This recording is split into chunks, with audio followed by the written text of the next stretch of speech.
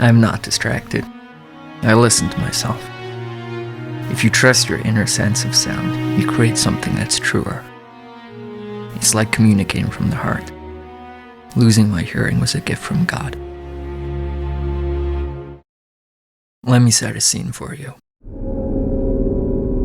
You make your way into the dark basement. You can almost taste the damp, roach-infested walls in the air. A short distance ahead, a rotting corpse looks you in the eye.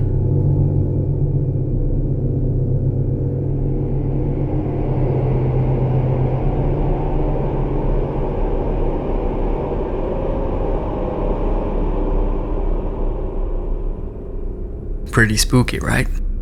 That's with the music from Resident Evil. Let's try it again, but with the DualShock version's music. You make your way into the dark basement. You can almost taste the damp, roach-infested walls in the air. A short distance ahead, a rotting corpse looks you in the eye.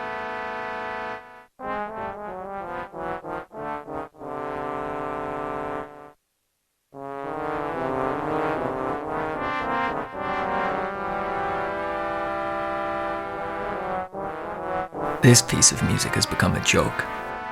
While it may sound like Richard Benson on a Casio keyboard, it's actually by Mamoru Samuragochi, a deaf Japanese composer who's sometimes called the digital Beethoven. A deaf man who can compose? Let's take a look.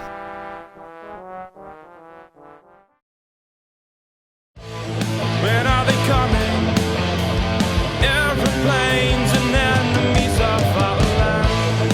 What are we facing? God knows only what is to come. In 1996, Capcom released their survival horror game, Resident Evil. I grew up with these games and they mean a lot to me, so stick around to the end for another guitar video. The original Resident Evil is a horror masterpiece. It's the Night of the Living Dead for video games. It's old, it's been done better since, but it's still massively respected. In 1997 came Resident Evil Director's Cut. This release was to compensate players due to the delay of RE2, and it featured various gameplay additions and a demo for RE2.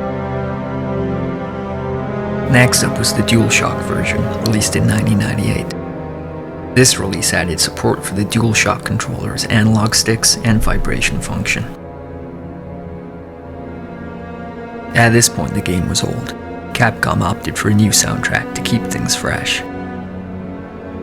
The new symphonic soundtrack was closer in tone to classic black and white horror movies. It was composed by Mamoru Samuragochi. Samuragochi was an up-and-coming composer at the time, having just finished scoring the TV movie Cosmos. What separated him from others in the scene is that he was deaf. Similar to Beethoven, he had acquired absolute pitch before his deafness struck. Absolute pitch is a skill to identify any music note instantly with no reference. This meant that Beethoven and Samuragochi, even while deaf, could compose a piece of music in their head, write it down, and give it to someone to have performed. The performed piece would be identical to what was originally in their head. This ability is extremely rare. Researchers claim that absolute pitch is only present for 1 in every 10,000 people.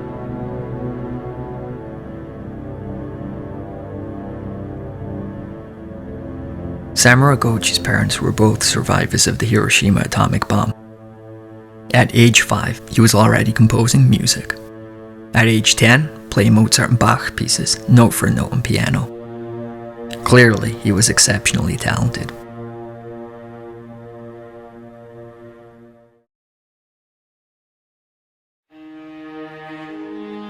Sadly, at age 24, he discovered he had a serious hearing disability. Time was not on his side. In his 30s, he lost most of his hearing, and shortly after, he was essentially deaf. Despite this, Samuragochi persevered with his passion. He would go on to compose music for the Onimusha game, a personal favorite of mine. He would also compose Symphony Number One, Hiroshima, a piece about the Hiroshima bomb, something he connected with personally due to his parents. His perseverance and determination to overcome any barriers resulted in fame. Samuragochi was an icon in Japan, a hero, perhaps a living metaphor of a post-World War II Japan. He was subject of an hour-long TV documentary, Malady of the Soul, a composer who lost his hearing.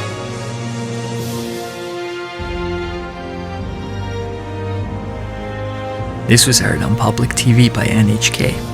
In one part of the documentary, he would meet with survivors of the Great East Japan earthquake.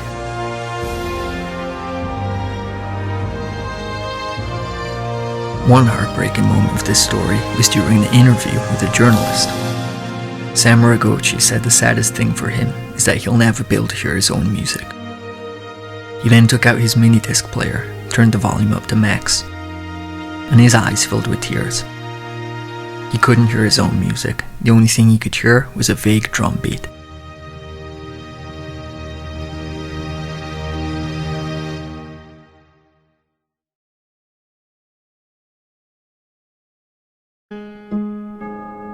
Things were soon going to change for Samuragochi. Suspicions would first arise during an interview for Err magazine in June 2013. In this interview, the journalist had noticed how his stories had developed inconsistencies over time. Samuragochi also seemed to answer questions before the sign language translator had finished. Perhaps the most hilarious example given was when the doorbell rang. Samuragochi stood up to answer the door.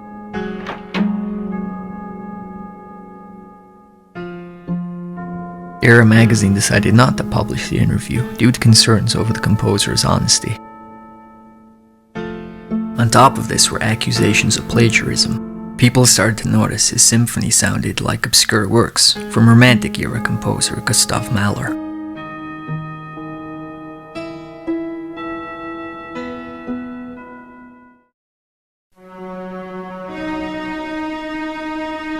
Revelations would be unveiled February 5, 2014.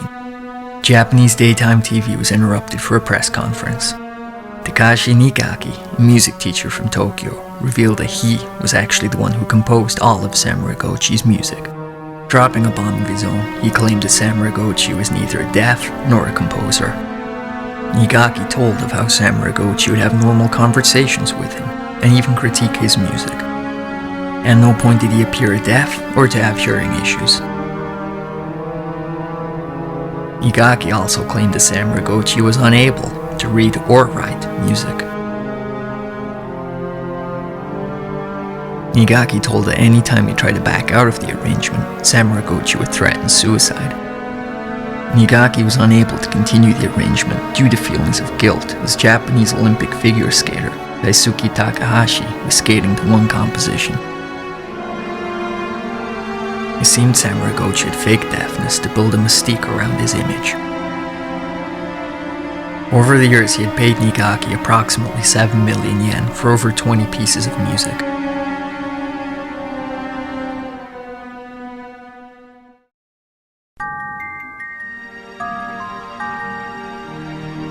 Samuragochi apologized for betraying his fans. He said there was no excuse for his actions.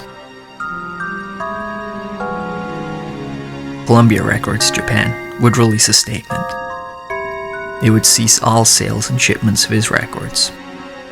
His contract was terminated, and he was dropped from the label.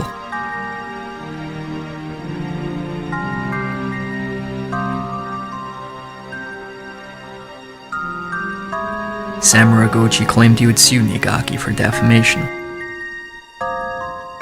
Nothing ever came of this.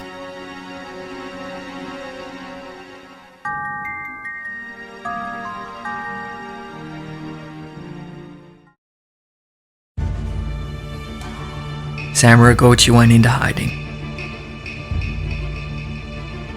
He now lives in a small apartment with his wife and their pet cat.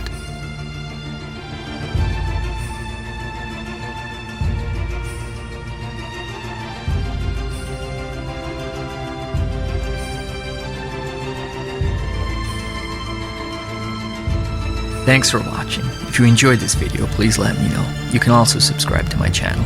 Thank you.